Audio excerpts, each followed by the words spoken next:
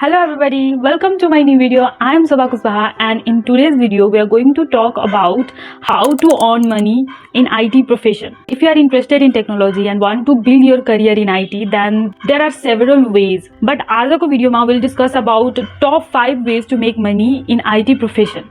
के अप्सनहरु हुन सक्छ to make money by being in IT profession त्यसको बारेमा. Before starting, I'd like to tell you, if you are new here, then subscribe to my channel and stick to the video till the end so that you can know all those 5 ways to earn money. Now let's begin our video.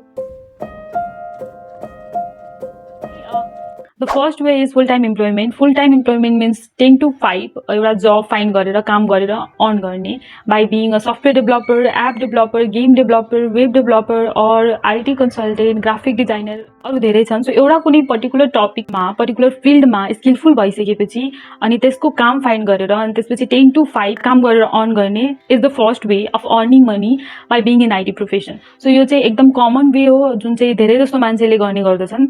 So this is the first way. So another way is working as a freelancer. So project by project को basis मा काम गर्ने र त्यो project को basis मा payment लिने.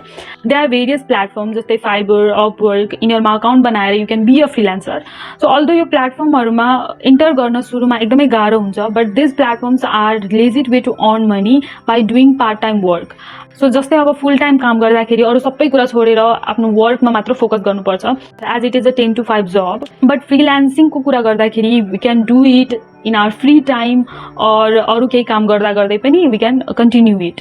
Online प्लेटफर्महरुको थ्रुबाट मात्र प्रोजेक्टहरु भेट्छ भन्ने छैन. You can also get it from your connection means कोही मान्छे कोही चिनेको मान्छे जो अलरेडी यो फिल्डमा छ तिनीहरुले प्रोजेक्ट दिन सक्छ कुनै जुनमा चाहिँ काम गरेर प्रोजेक्टको टाइम फ्रेम हुन्छ त्यो टाइम लिमिट्स भित्र काम सकाएर प्रोजेक्टमा काम गरेर एउटा केही सर्टेन अमाउन्ट चाहिँ कमाउन सकिन्छ. So this was the second way.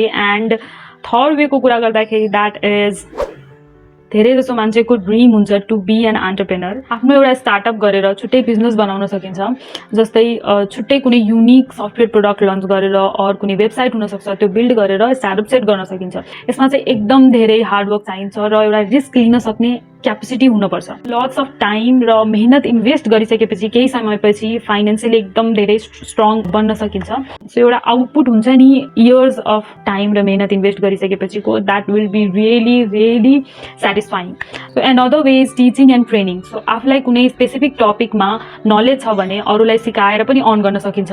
So online या त त्यो अनलाइन हुनसक्छ अरू अफलाइन हुनसक्छ. अनलाइन क्लास प्रोभाइड गरेर पनि पढाउन सकिन्छ और डिजिटल कन्टेन्टहरू बनाएर बेच्न सकिन्छ. जस्तै आफूलाई जुन टपिकमा नलेज छ त्यसको भिडियो बनाएर बेच्न सकिन्छ. त्यसैगरी अफलाइनको कुरा गर्दाखेरि कुनै इन्स्टिट्युटमा जोइन गरेर 1 hour 2 hour को क्लास प्रोभाइड गरेर पनि अरूलाई सिकाउन सकिन्छ, ट्रेनिङ दिन सकिन्छ जस जुनमा चाहिँ आफूलाई नलेज छ त्यो चाहिँ कुनै प्रोग्रामिङ ल्याङ्ग्वेजको रिलेटेड हुन सक्छ अथवा कुनै एउटा फिल्ड नै हुन सक्छ. जस्तै सफ्टवेयर डेभलपमेन्टको बारेमा हुन सक्छ, एप डेभलपमेन्टको बारेमा हुन सक्छ.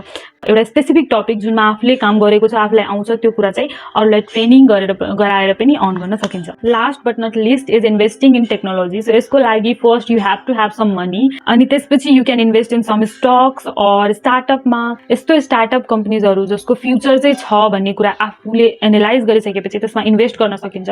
र investing money is like making your money to multiply.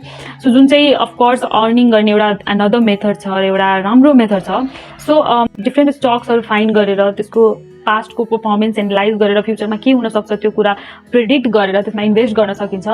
और स्टार्टअप कम्पनीहरूमा इन्भेस्ट गर्न सकिन्छ. It's kind of risky but trust me यसले पछि गएर पैसा मल्टिप्लाई नै गर्ने गर्दछ.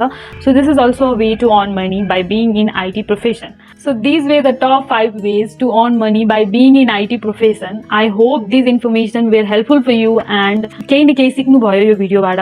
So if you like the video, do subscribe my channel and I'll see you in another video. Till then, bye bye.